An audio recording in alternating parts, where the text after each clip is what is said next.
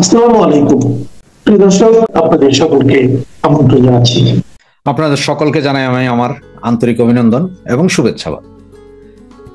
আপনারা এতক্ষণে হেডলাইন দেখে এবং ব্যানারটা দেখে হয়তো বুঝতে পারছেন যে আমি কি বিষয়টা নিয়ে কথা বলব। যে আগামীকাল 17 নভেম্বর ক্যাঙ্গারু কোর্টে আমাদের জননেত্রী, মাননীয় প্রধানমন্ত্রী জননেত্রী শেখ হাসিনার বিরুদ্ধে একটি ফরমাইশি রায় ঘোষণা করা হবে।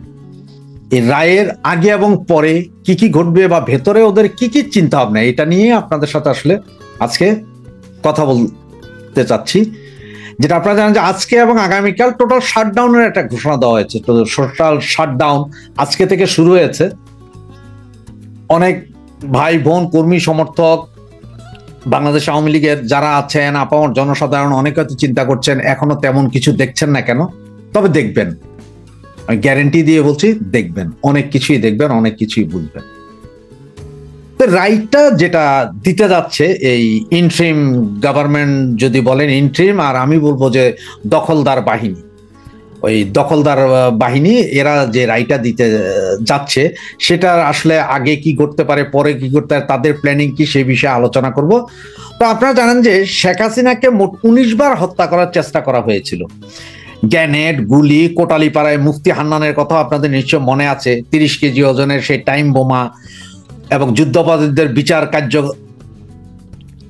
যখন চলছিল সেই সময় প্রতিশোধ পরায়ণ হয়ে ওরা কি কি করেছিল। 21শে আগস্টের গ্যানেট হামলা, সেই হামলায় কিভাবে আমাদের নেত্রীকে মানব ঢাল হয়ে এই আওয়ামী লীগের নেতাকর্মীরা বাঁচিয়েছিল, সেসব ঘটনা আপনারা সবাই জানেন।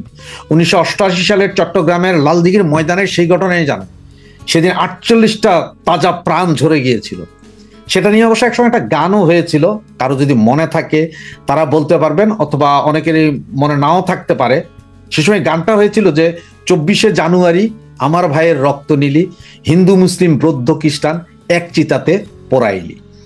48 জন মারা গেল, মাত্র 24 জনের লাশ কালেক্ট করা গিয়েছিল। বাকি 24 জনকে তৎকালীন স্বৈরাচার সরকার পেট্রোল ঢেলে আগুন জ্বালিয়ে দিয়েছিল, তাদের লাশ আর কখনো পাওয়া যায়নি।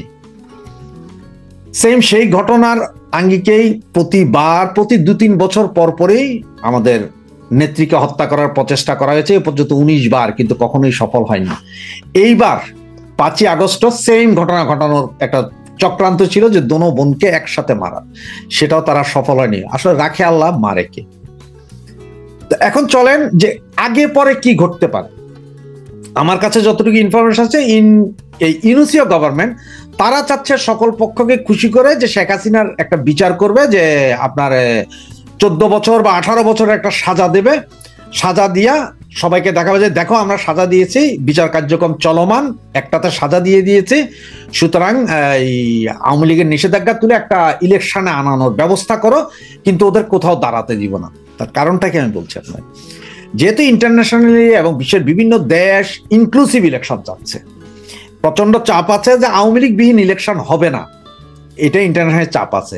এবং ওরাও জানে যে আওয়ামী লীগকে বাহিরে রেখে ইলেকশন এই সরকার করতে পারবে না, যার কারণে একটা নেগোসিয়েশনের চেষ্টা চলছে যে ঠিক আছে আমরা একটা সাজা দিলাম, এইটাই সাজা, বাকি দেখা যাক, কিন্তু আপনারা ইলেকশনে আসেন, ইলেকশন করেন, তাহলে অন্তত পৃথিবীতে দেখাইতে পারবো যে না, একটা গ্রহণযোগ্য ইলেকশন হয়েছে, সব দল ছিল, আওয়ামী লীগের এমপি দাঁড়াইতে পারে নাই বা ভোট পায় নাই বা কোথাও কথা বলতে পারে না, এটা জনগণ চায় না। এই জন্য এই হচ্ছে যে ইন্ট্রিম ইউনুসের একটা প্ল্যান, যে এইভাবে করা যাইতে পারে।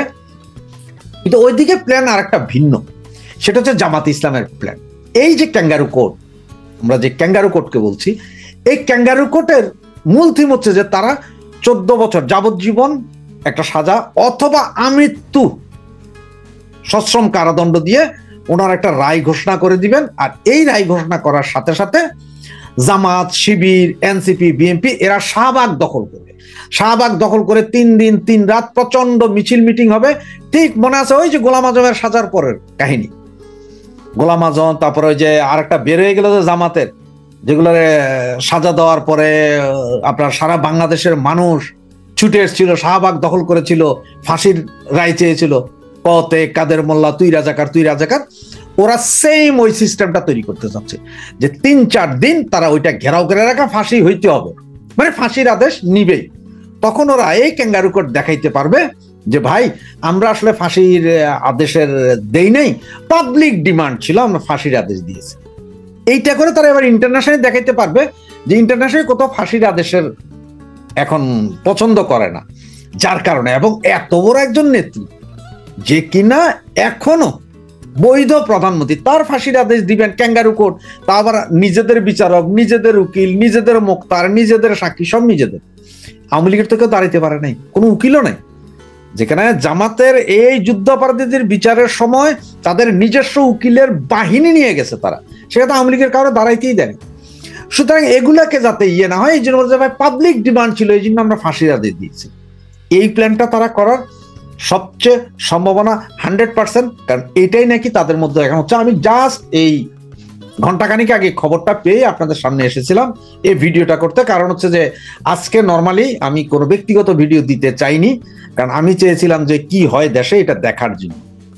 এবং আজকে সকাল থেকে আপনারা দেখেছেন তো, একটা মহিলা ছোট্ট একটা হ্যান্ড মাইক নিয়ে সেই নৌকার গান গাচ্ছে, পরে সেখান থেকে পুলিশ এসে তুলে নিয়ে গেছে। মানে পুলিশের কি ভীতি, একটা মহিলা, একজন শিশু কিশোর, যাকেই নৌকার কথা বলবে, জয় বাংলার কথা বললে ধরে নিয়ে যেতে হবে। এই হচ্ছে যে কাহিনী।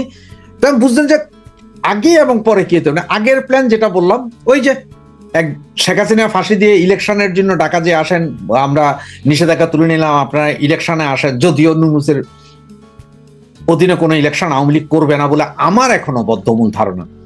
আরেকটা হচ্ছে যে ওই যে জামাত, শিবির, এনসিপি এদের যে প্ল্যান যে শাহবাগ দখল করা, এবং সম্ভবত আজকে সন্ধ্যার পর থেকে হয়তো আপনারা দেখতে পাবেন শাহবাগ যে অলরেডি হয়তো মঞ্চতন্ত্র তৈরি করতে পারে ওরা, আমার যতটুকু ধারণা। আর যদি না করে তাহলে ইনস্ট্যান্ট হয়তো ট্রাক দাঁড়া করে মঞ্চ করে তারা ওখানে লম্বা লম্বা বক্তৃতা দেবেন। এগুলা করার একটা প্ল্যান আছে। আর কালকে যে কি হয় সেটা হচ্ছে যে আসলে $1 মিলিয়ন কোয়েশ্চেন। কালকে রায় ঘোষণা কয়টায় হবে তা এখনো জানা না গেলেও বোঝা যাচ্ছে হয়তো দুপুরের আগে বা দুপুরের পরে রায় ঘোষণা হবে। তাও আবার জামাত শিবিরের অনুযায়ী, চাহিদা অনুযায়ী, মানে কয়টার সময় রায়টা ঘোষণা হওয়ার পরে তারা কোথায় কোথায় যা প্রচেষ্টা নিয়ে তারা দখল করতে পারে। কারণ তাদের মনে একটা ভীতি আছে, এই রায় হওয়ার পরে বাংলাদেশের জনগণ এটাকে কিভাবে নেয়, সারা ঢাকা শহরে কি অবস্থা হয়, বা সারা চিটাং শহরে কি অবস্থা হয়, রাজশাহী, খুলনা, বরিশাল, মানে সারা বাংলাদেশে কি অবস্থা হয়। তা আপনাদের অনেক চিটংয়ের যারা আছেন তারা মনে থাকতে পারে যে খালেদা জিয়ার আমলে মহিউদ্দিন চৌধুরীকে অ্যারেস্ট করা হয়েছিল, চট্টগ্রামের মেয়র ABM মহিউদ্দিন চৌধুরীকে অ্যারেস্ট করা হয়েছিল। সেদিন সারা চিটাং শহরের কোনো একটা জায়গা বাদ ছিল না যেখানে আগুন লাগে নাই, যেখানে অঘটন ঘটে নাই। শেখ হাসিনার এই বিচারের রায় হওয়ার পরও সারা বাংলাদেশে কোথায় কোথায় জ্বলে উঠে, কোথায় কোথায় গ্রামীণ স্থাপনা, গ্রামীণ ব্যাংক বা গ্রামীণ ফোন আক্রান্ত হয় সেটা আমরা জানি না। হইতেও পারে কত গ্রামীণ ব্যাংক যে কালকে হয়তো জৈলাপুরা সরকার করে দিতে পাবলিক করতে পারে সেটা আমরা জানি না। তবে কালকে মনে হয় কিছু একটা হবে।